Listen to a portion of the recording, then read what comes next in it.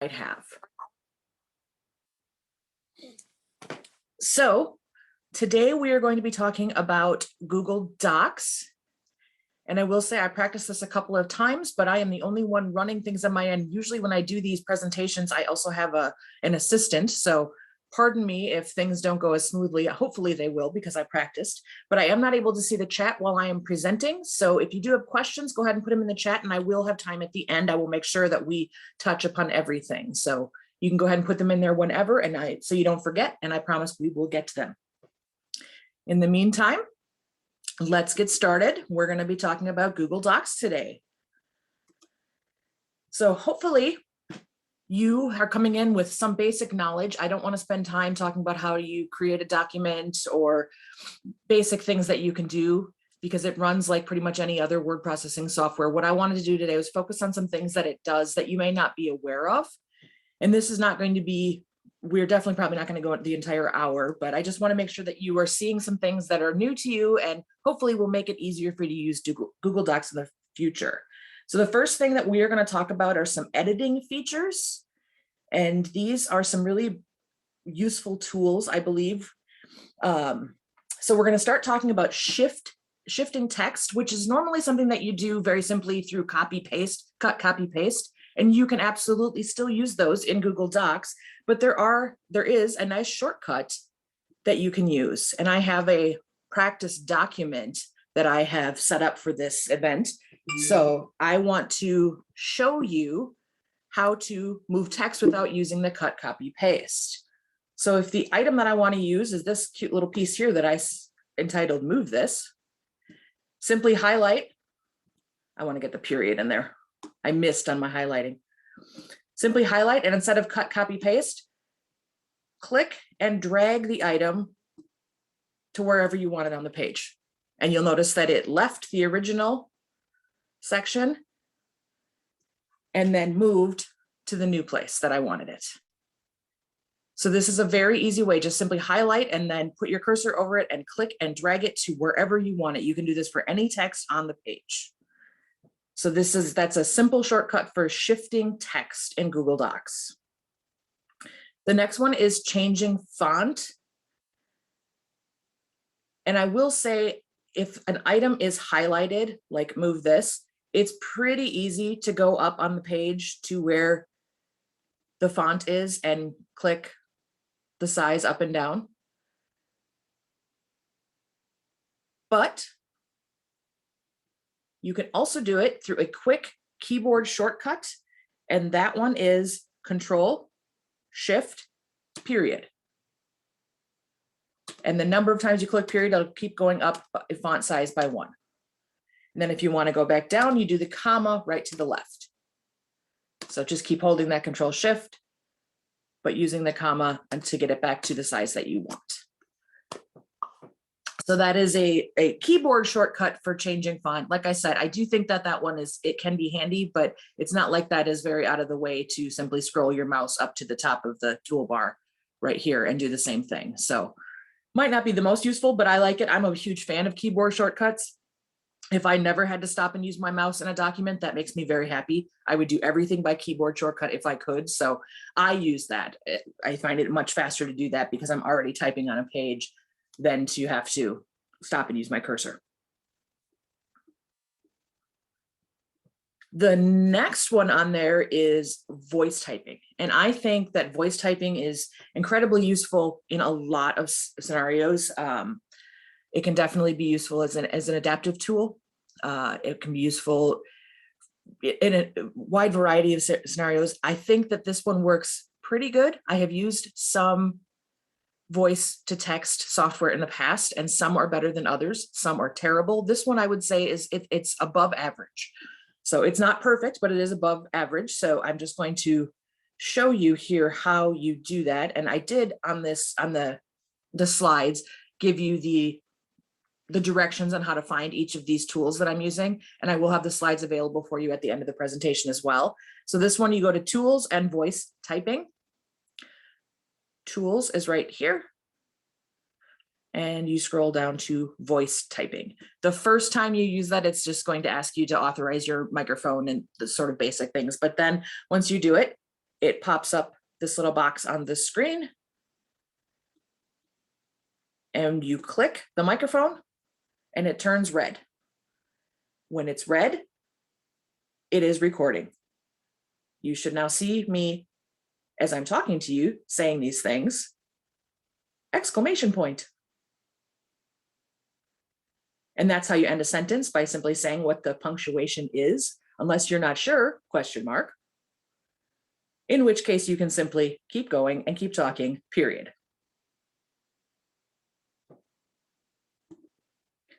And that's how the voice to text feature works. I'm not going to voice to text everything that I say today, but it does work pretty well, as you can see. I think that's word for word what I said. The punctuation is not great. You would have to say comma if you want to pause and add a comma to your sentence.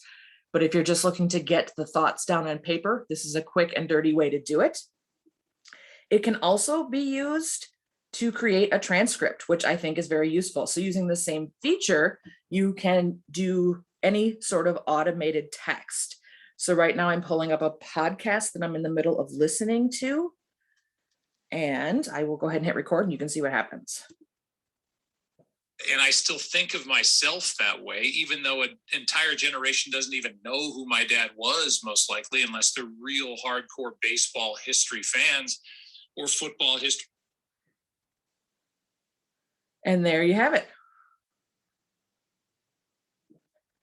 So you could, if you had some sort of electronic document that you needed to transcribe, this would be a good way to do it and get it into document format by simply pulling up, creating a new document, starting that feature, and then letting it play. And again, it's not going to come out perfect, but it is going to do a pretty good job. So that's just picking up the audio from a podcast that I was listening to, and it's word-wise, it is exactly right. You'd have to go through and play with the punctuation and some formatting, but it does a pretty decent job of getting that down on paper, which I think is a useful feature to have built in there. The last one under editing that I want to take a look at is the shortcut to the menus. So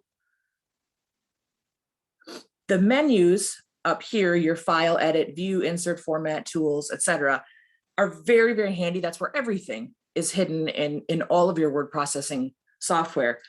But if you don't know where something is, it can take a considerable amount of time to search through and find. And I'm sure we've all been here before. You're like, oh, I think this is under format. And then it turns out you've gone through all the format options and it's not there. And oh, look, it's under tools. I missed by one. And so this feature, you can simply hit Alt and then the / and it pulls up the menus and gives you a quick search to the menu. So if I want to do, let's say I want to do the title of my document, and I want to actually turn it into a title so it has the correct formatting for a title, but I don't remember where I do that to adjust that.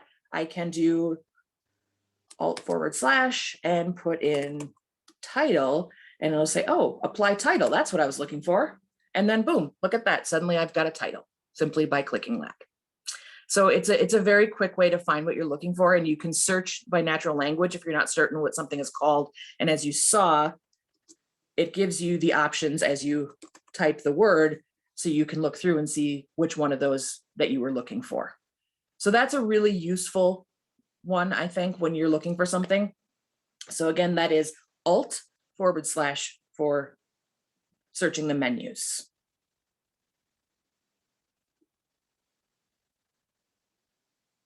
And that covers the editing that I wanted to show you today. So let's take a look at some of the smart tools that are embedded in Google Docs. And the first one on there, the first two on there actually are dictionary and web search. And I don't know if you're aware of this, but both of those are linked into the documents themselves. So you can search for, look up meanings to words and documents right there in the software, rather than going out, opening up a new tab, creating a browser search and running a search on a word. You can do it right from Google Docs. So this can be done in two ways. You can do it with your keyboard shortcut, which is Control-Shift-Y. Or if you are using a Mac, switch Control to Command for any of these. So Command Shift Y on a Mac or Control Shift Y on a Windows or an iPad or etc. And you can also do it by right clicking on the word, highlighting the word, right clicking on it, and you will see that option as well. So I will show you that right now. For instance, podcast on the screen. Let's say I was reading that and I didn't know what podcast meant. Define podcast. And then it pops up on the right side of your screen there, a definition for the word podcast. And again, that's the exact same as if I had done it with the keyboard shortcut, which is Control Shift Y. So another thing that you can do is the explore function, which is, and I'm going to just close the dictionary because I don't want it open right now. Which is the explore function is basically a web search. So again, right click, and that is baseball history. And this one I use the right click because the keyboard shortcut, as you can see on your screen, is Control Alt Shift I. And I think 4 is getting it a little bit long for keyboard shortcuts. When I have to press down 4 keys, it doesn't really start to feel like a shortcut at that point. So right click, explore. And again, it brings up that window on the side. And I'm not sure why it says you can't. There we go. The first thing that it presets to is Drive. So it's going to search your attached Google Drive for anything that you have highlighted and are searching. You can also change your search terms right up here. You will see it says baseball history, but you could change that if that's not what you were looking for, if you highlighted the wrong thing or changed your mind. And you can search your drive. So if you're looking for another document where you know you mentioned baseball history, it will bring that up here. You can also do a web search. I don't know why that's saying it can't show me since it clearly can. And here is your web results for your search terms. And again, you can scroll that. You can also hit see all results and it'll pop you into a new tab so that you can continue to look further. But maybe you just wanted a quick explanation for something. There it is. And the last thing that it shows you is images. So it gives you images that are related to that term, which can be useful if you're looking to populate your document. This is a good way you can just simply explore, get an image search, and then you can add whatever image you're looking for.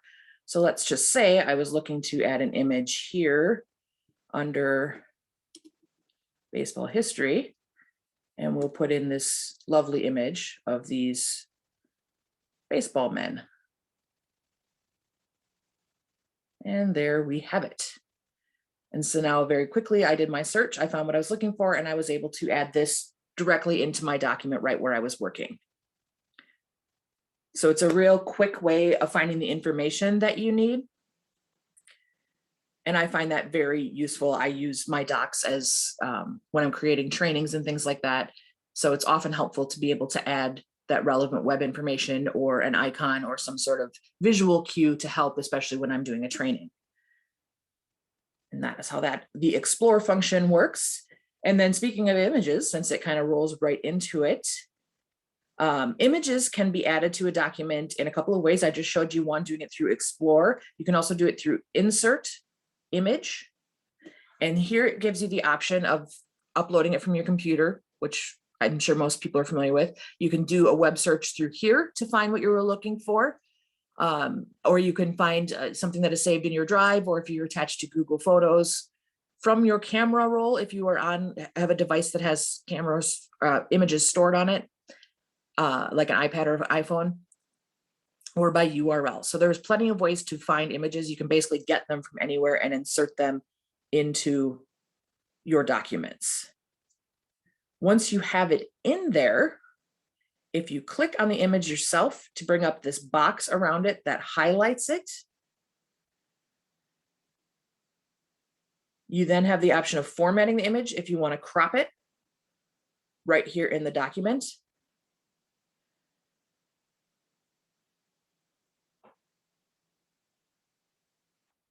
And it brings up the cropping tool so you can very quickly do a crop on it, which I think is useful to have built into your document so that you don't have to edit your images in another piece of software and then bring them into the document now, which is how it used to have to be done, but this makes it a lot simpler. I'm just going to crop this down just a little further.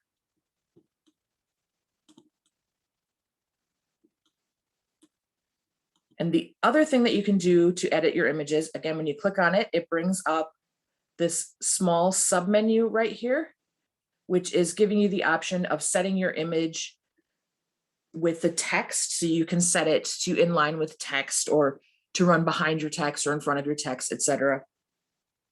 You can also change the size or rotate the photo, make some adjustments on it. Brightness, contrast, things like that. You can do a recolor.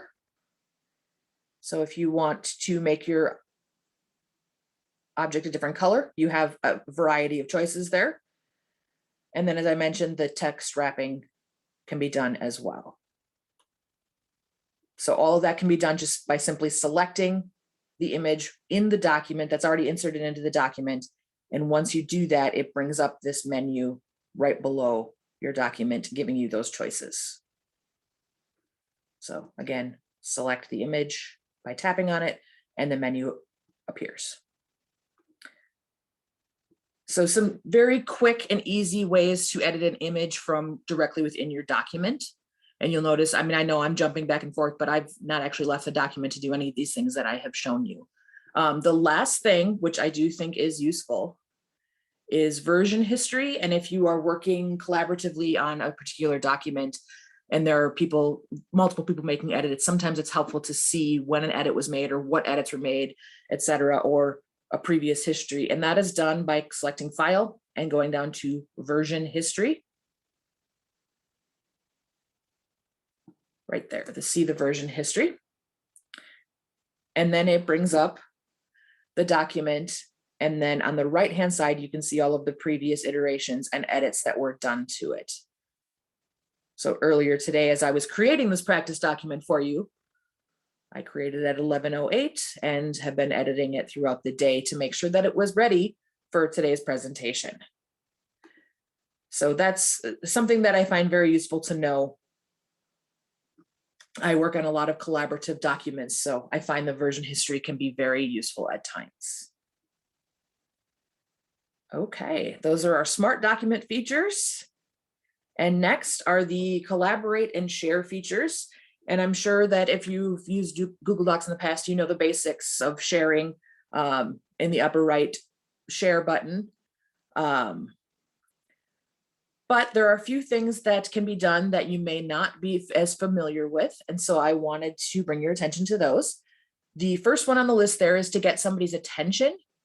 And this is if you are sharing a document with someone and you've made a change and you want them to see it, you want to actually call note to your particular attention, you can actually, like you're using Twitter, do @ and then it brings up, when you type that @ it automatically brings up your Google contact list so that you can see the people that you can do. So I'm going to use the first one on the list, Ann Walker-Smalley, who is my boss at Metronet. And I'm going to type her in there, and then she appears on the screen.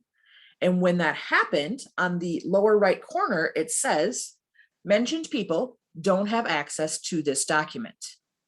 So it's prompting me, I'll scroll down so you can see, it is prompting me to share this with Ann. So I've sent an actual direct mention to her, but now it's telling me I don't have access. So if I share this with her, I get the options. Do I want to share it with her as a view? I'll let her be an editor, and I will share that with Ann. And then she will get notified that she has a new document that she can take a look at, and that she was notified on this particular section of the document.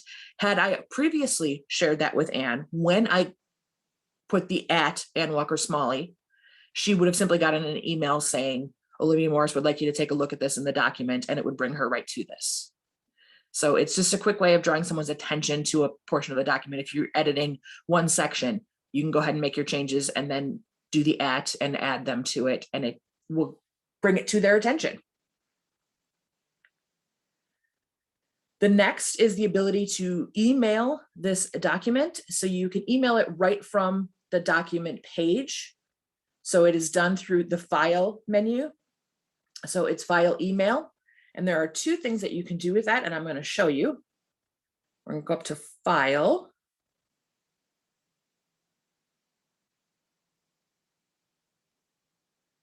and then down to the email selection.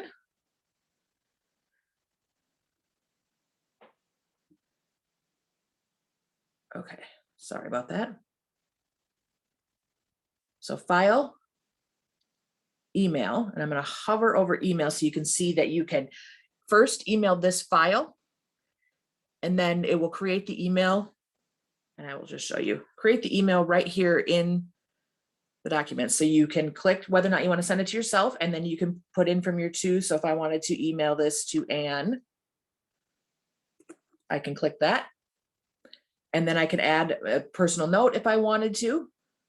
And I can select if I want it not to be an attachment and I just want the actual text sent to her. I can select that box there. I can also select what format I would like her to receive this. So there are a couple of different options that you can do this, and you can send it to anyone that is in your contacts list. But it's a way of simply, instead of leaving the document page and going to your email client and opening up a new email, creating the email, and then adding attachment, you can create the email right here from the document itself and then send it as an attachment or not through this. The other thing that you can do is email collaborators. So when you do that, it pre-populates the email with the collaborators, anyone that you have selected as a collaborator. And of course you can delete them. If you only wanted to send it to one of your collaborators, you could go ahead and X out the ones that you're not wanting it to, and you can send a message with the file. So if you just need them to look at this updated version or whatever, this is a quick way to send that information to your collaborators. And again, I'm not going to send all of these to poor Anne. Okay. Next up on there is publishing the document as a web page.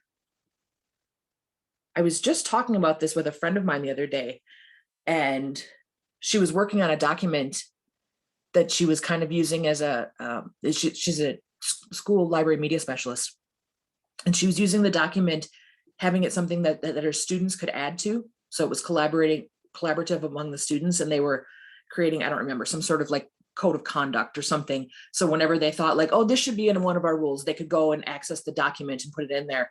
And I said to her, you could actually just take that document and you could put it on your website for that class, so that they could go, because they were all having to go access their email and pull up the document to collaborate on it. I said, you could publish it directly through your website or your school website or your class website or whatever direct website, so that it's right there and they could simply log on to the website and then click on the document there. And she said, oh, I didn't know you could do that. And that's simply done using this feature, the publish to the web. So again, this is under file. And then you scroll down almost to the bottom and it's published to the web. And when you do that,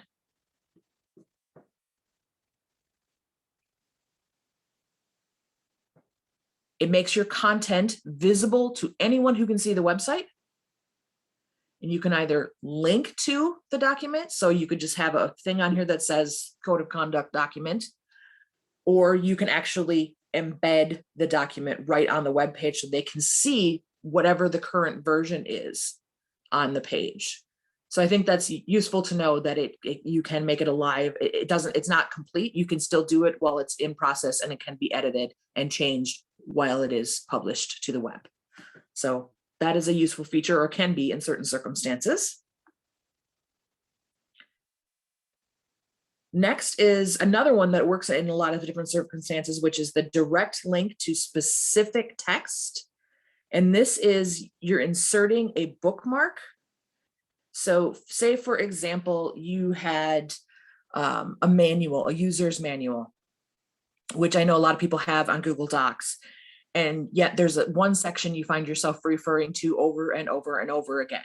And so you're always telling people, oh, here's the link to the document, and then you're going to want to scroll down to page 4 and it's in section 2, or, however your directions are. In this case, what you can do is you can actually go to the section that you want, and we're going to use section 2 as my example here. and put your cursor right at the start of that section and go to Insert and scroll down to Bookmark. And when you do that, it drops a bookmark in that section of your document and then gives you, it pre-populates a link that you can then copy. And it will, then you could send that specific link to anyone who needs it. And when they follow that link, which I should be able to show you.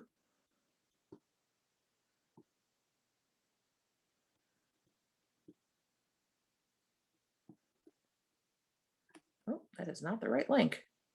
Let's try that one more time.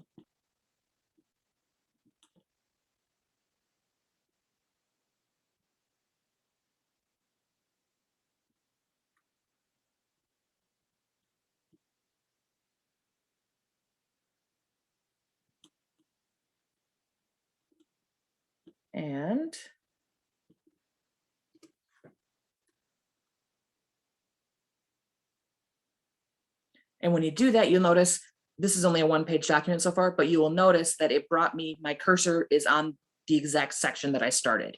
If this was a multi-page document, it would take you exactly to where that bookmark is when you open up the document. So that can be a very useful feature for finding things. You can bookmark as many times as you need to. So if there's multiple sections of a document and you're using them for different things, you want people to be able to find different important pieces of your document, you can make a direct link just to that section. So that is the Insert Bookmark feature. Next, the last two, whoops, didn't mean to go down there quite yet. The last two are share features. So you can share your document with someone as a PDF. And the way that you do that is you take your specific document and you want to use this editing, the actual, when you're in edit mode or you have a document open that you have been working on, you want to copy the link in the browser. So I'm going to go ahead and copy that. And I'm going to paste it in a new tab. But before I hit go, I'm actually going to stop for a second. And I'm going to replace part of that link for a PDF from the word edit. Anything to the right of the word edit, I'm going to replace with this export ? Format equals PDF. So I go back over here. And here's the word edit.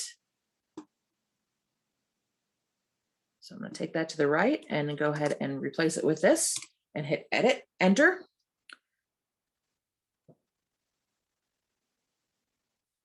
And what it did was it downloaded on my document.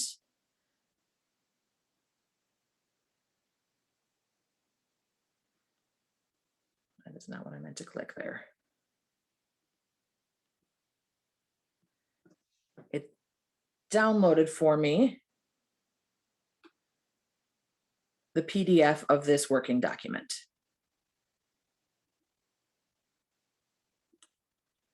So just by switching out that end of your address, you can switch this from a Google Doc to a PDF, and then you can send that to anyone that you like. So that is how that one works. Similarly, we have the ability to change it to a template.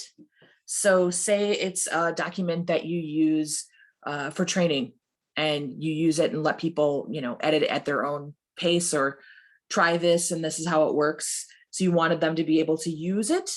You would do the same thing that we just did. So I'm going to, again, copy that web address, open up a new browser tab, paste that in. And again, from the word edit, I want to get rid of everything to the right of edit. And I want to change that to the word copy. And when I hit enter, and then I send this link to people, it prompts them immediately to copy their own and start this as a template. So then they have my basic template saved into their Google Drive as a template.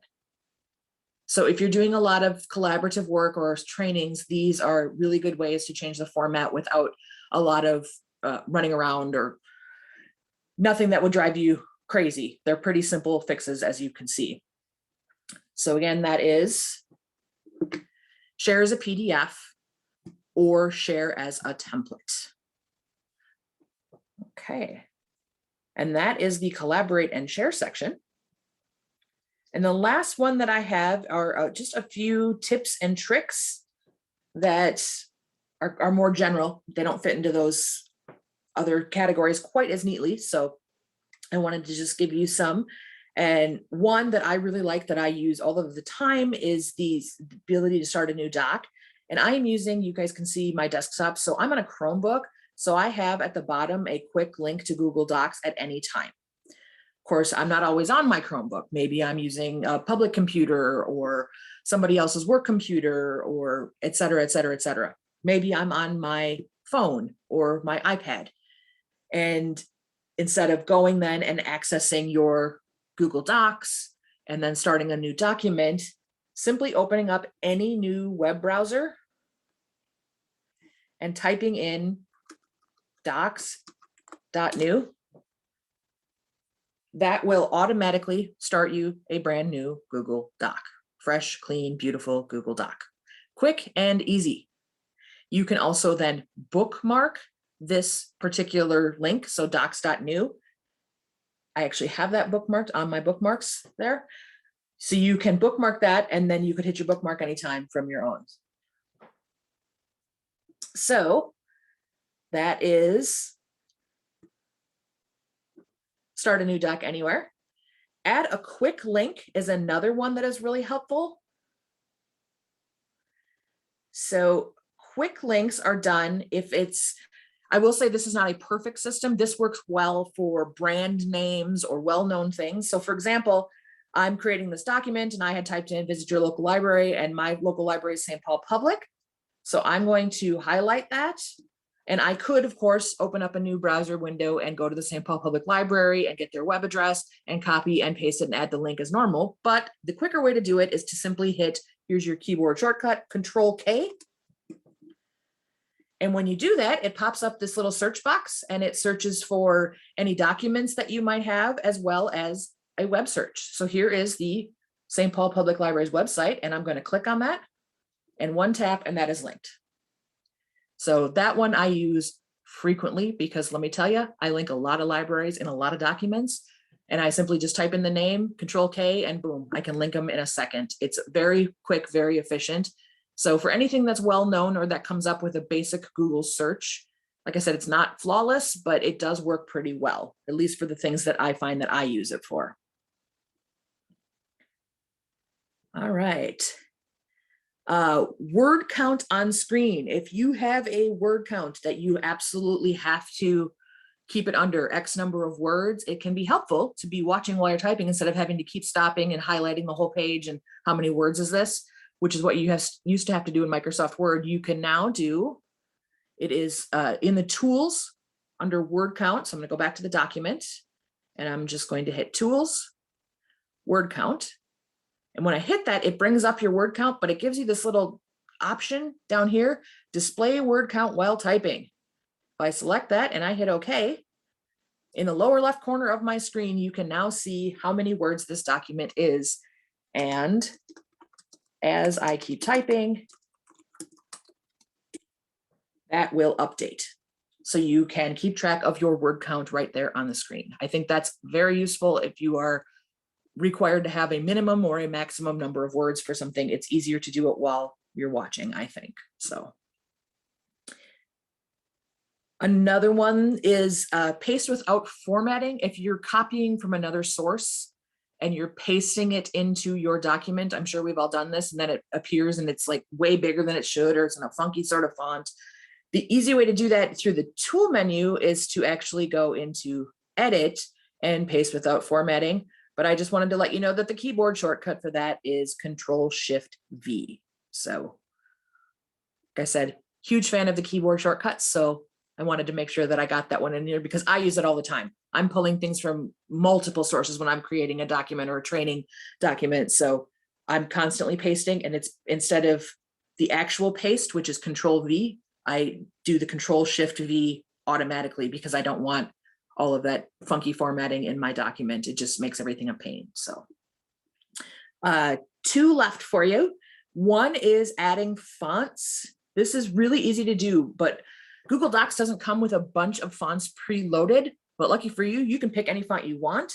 Instead, you just go to where the font is on the screen, where it says Arial, and go ahead and click on there to bring up your list of fonts. And the very first thing in the dropdown is more fonts.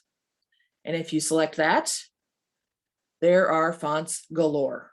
You can search by name if you have a favorite font, or you can do all of these filters if you happen to be a font nerd, and I know that they exist out there. I'm not one of them. I'm pretty much basic, you know, whatever the font is, Times New Roman, Arial, Calibri, I'm good with the basics. But if you wanted to do it, you can come in and play with the fonts and add fonts and search for and make new fonts. So it's very easy to do. They try not to make it too difficult, so feel free to play around with your fonts. And then the last thing is, I've said multiple times, excuse me, that I am a keyboard shortcut fan. And when you are in your document, if you do Control /, you will see the list of keyboard shortcuts right there, easy to use. You can search, you can put in, I want to know strike through what the keyboard shortcut is. And there it is, Alt-Shift-5 is how you do strike through. So it is a very easy way to find them. So that is that one. All right, those are my tips and tricks. And that is the end of my presentation. I have a couple more housekeeping things to do that we'll do at the end. In the meantime, I will take some questions. If anyone has any specific questions, I'm taking a look at the chat now for the first time. Edit copy trick is genius. Thank you, Linda. Thank you, Beth. Control K is fabulous. Yes, Nicole, Control K is fabulous. I use that one a lot. Does anyone have any questions? Either the chat or the Q&A feature is fine.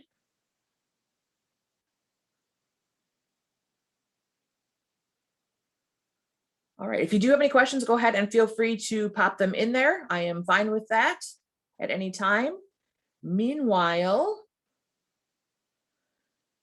this is the first Learnabout that we have done. I'm going to pop this up to full screen just so you guys can see it really well.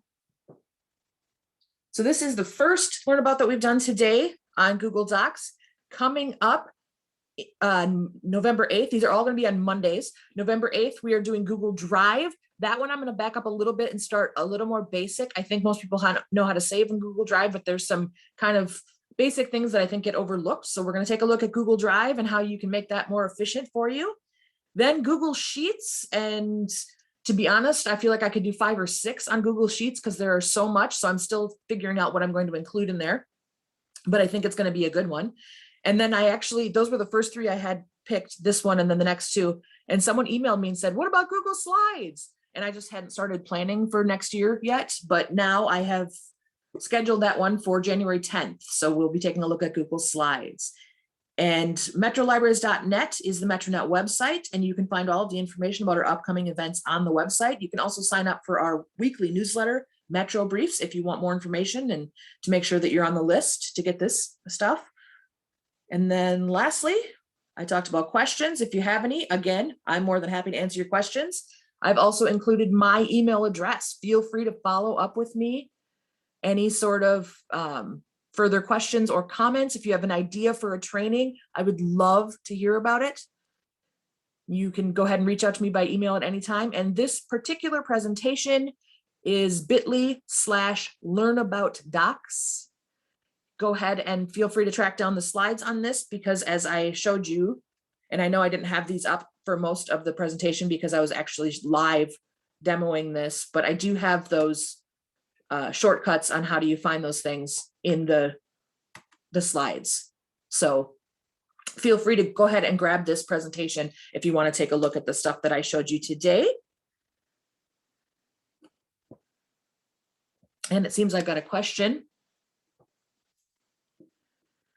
Julianne wants to know, how do you best delete Google Docs, and what happens when it is connected to other collaborators? The answer to that is you can delete a Google Doc. It is, finding a particular Google Doc, you can move it to your trash. But as with most Google things, gone isn't really gone. Moving it out of your saved Google Docs into the trash makes it no longer visible. When you open up your drive or you open up specifically the Google Doc program, you won't see it. And if you search for it in your list, it won't be there, but you can still go into your trash and access it for, I'm not sure the exact length of time, but it's a fair amount of time, at least 30 days, if not longer. And to the best of my knowledge, and I'm not an expert at this, but to the best of my knowledge, if you delete it from yours, it will no longer be visible to you, but you are not able to delete it from other collaborators.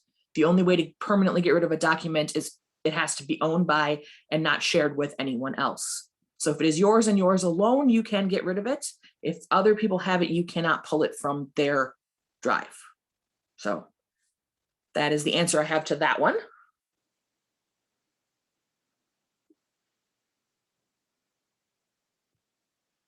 Were there any other questions?